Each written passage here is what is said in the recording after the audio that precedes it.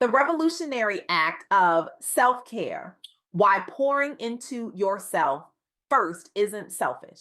Every morning across America, thousands of Black women wake up before dawn, put on their armor of professionalism, and march into workplaces where they'll be overlooked, undervalued, and expected to carry twice the emotional labor of their colleagues.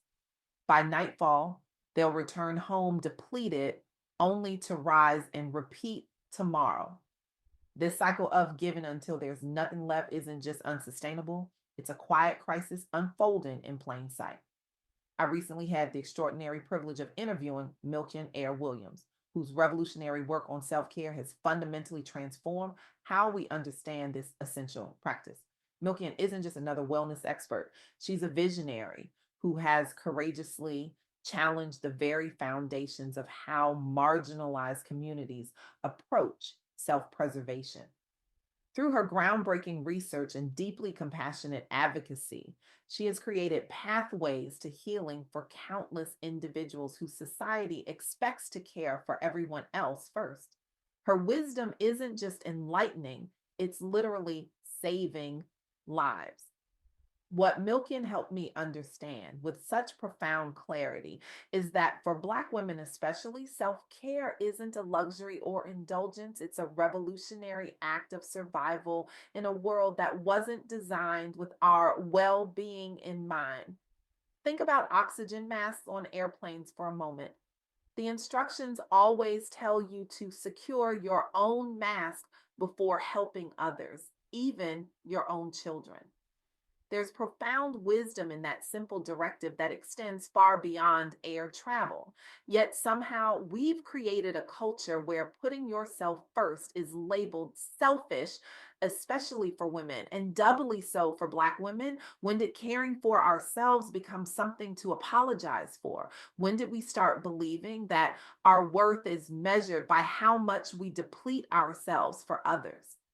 I want to challenge that notion today. What if self care isn't selfish at all? What if it's actually the most responsible thing you can do?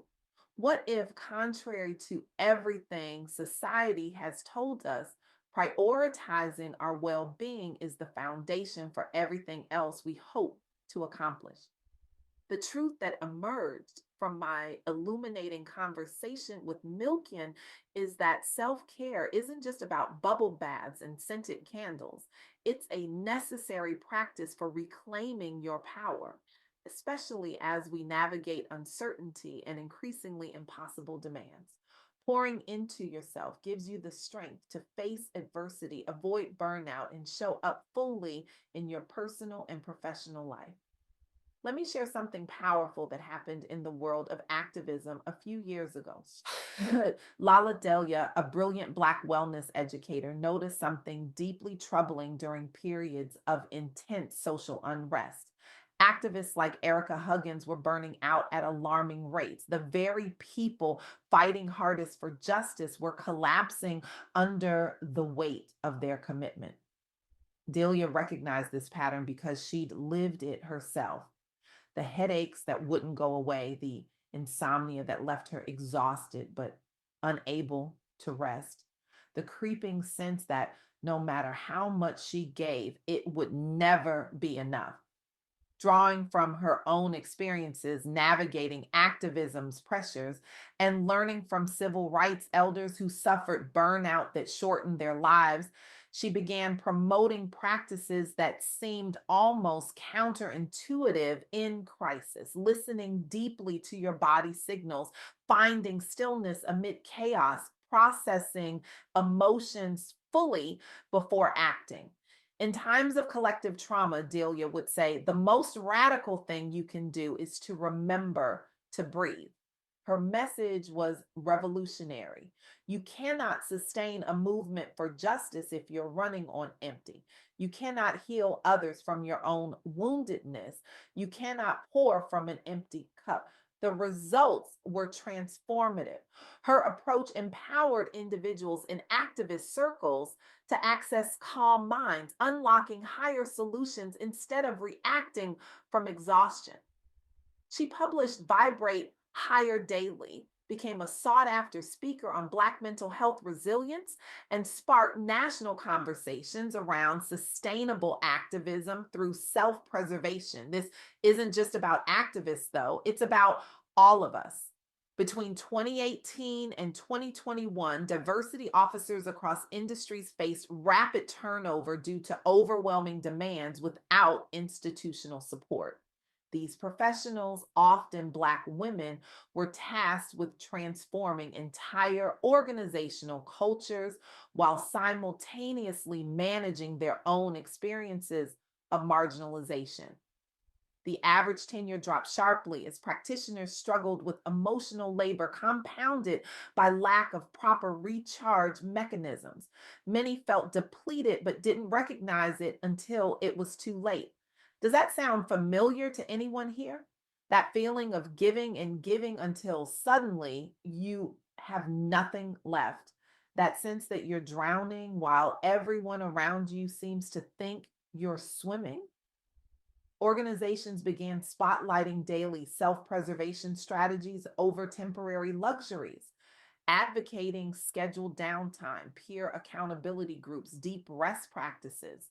Those who adopted structured routines reported greater balance and motivation. Turnover rates stabilized where leadership supported these initiatives long term rather than treating them as trends or perks only offered during crisis peaks. What Milkion Heir-Williams emphasizes, and what these real world examples confirm, is that establishing healthy boundaries is essential for well being. Learning to set wholesome boundaries with others protects your energy and mental health. Boundaries allow you to prioritize what truly matters for you, ensuring that your time and resources are spent in ways that are meaningful rather than depleting. I know what some of you are thinking. That sounds nice, but I don't have time for self care. I hear you.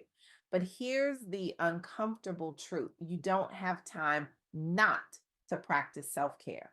Consider social workers who often experience compassion fatigue due to their emotionally taxing roles serving vulnerable populations, including BIPOC communities disproportionately affected by trauma and stressors. Many neglected their own needs while prioritizing clients, resulting in diminished effectiveness both at work and home. The solution wasn't working harder, it was working differently. They began scheduling non negotiable self check ins via calendar reminders. They developed unique rituals like morning meditation walks or lunch breaks spent outdoors. They built peer support networks holding each other accountable. The outcomes improve well being among practitioners, reduce absenteeism, better client outcomes, increase job satisfaction. This shift in industry norms toward proactive support versus reactive crisis management helped destigmatize asking for help among helpers themselves. As Maya Angelou wisely said, I've learned that making a living is not the same as making a life. This profound truth reminds us that our worth isn't measured by productivity alone. Effective self care goes beyond superficial activities. It requires daily intention, listening to your body, scheduling dedicated time for rest or reflection, creating rituals that restore you, and enlisting support systems so self care becomes a non negotiable part of life. I want to pause here and acknowledge something important. For Black women, especially, the concept of self care comes with additional layers of complexity. Historically, Black women have been expected to be the backbone of families, communities, and movements, often at the expense of their own well being. The strong Black woman trope has become both a badge of honor and a burden that many carry silently until they break under its weight. As Audre Lorde, who gave us the radical notion that caring for myself is not self indulgence, it is self preservation. And that is an act of political warfare, understood for marginalized communities. Taking care of yourself is a form of resistance against systems that don't value your humanity. Milkion Heir-Williams' insights remind us that self-care must be intentional, consistent, and tailored to you. It's not one size fits all. What restores me might deplete you.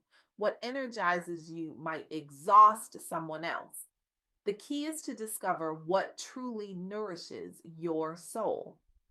For some, it's physical movement, running, dancing, yoga. For others, it's creative expression, writing, painting, singing. Some find restoration in connection, deep conversations with trusted friends. Others need solitude, quiet moments of reflection or meditation. There's no right or wrong way to practice self care.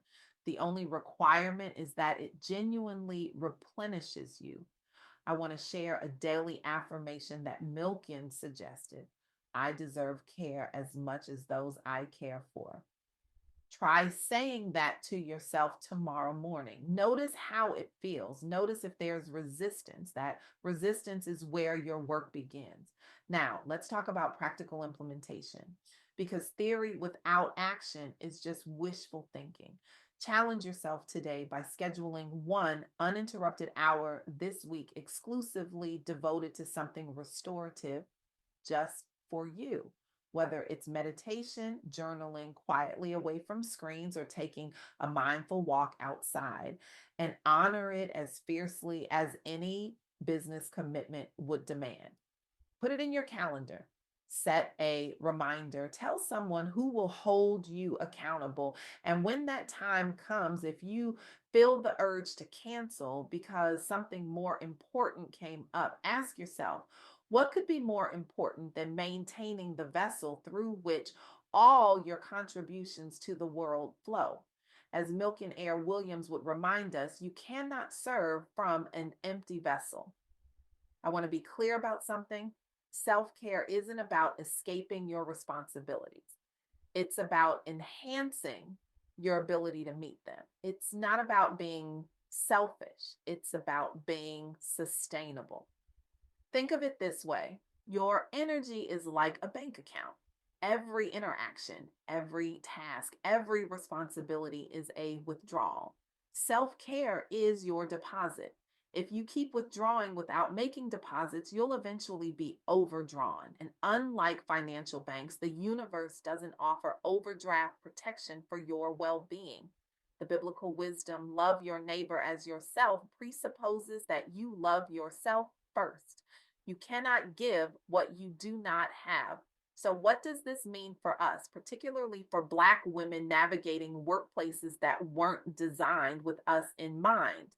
It means recognizing that in a world that constantly demands our labor, our emotional support, our excellence without recognition, taking time to care for ourselves isn't just nice, it's necessary. It means understanding that when we set boundaries around our time, our energy, our availability, we're not being difficult, we're being discerning. It means acknowledging that when we prioritize our well being, physical, mental, emotional, spiritual, we're not being selfish, we're being strategic.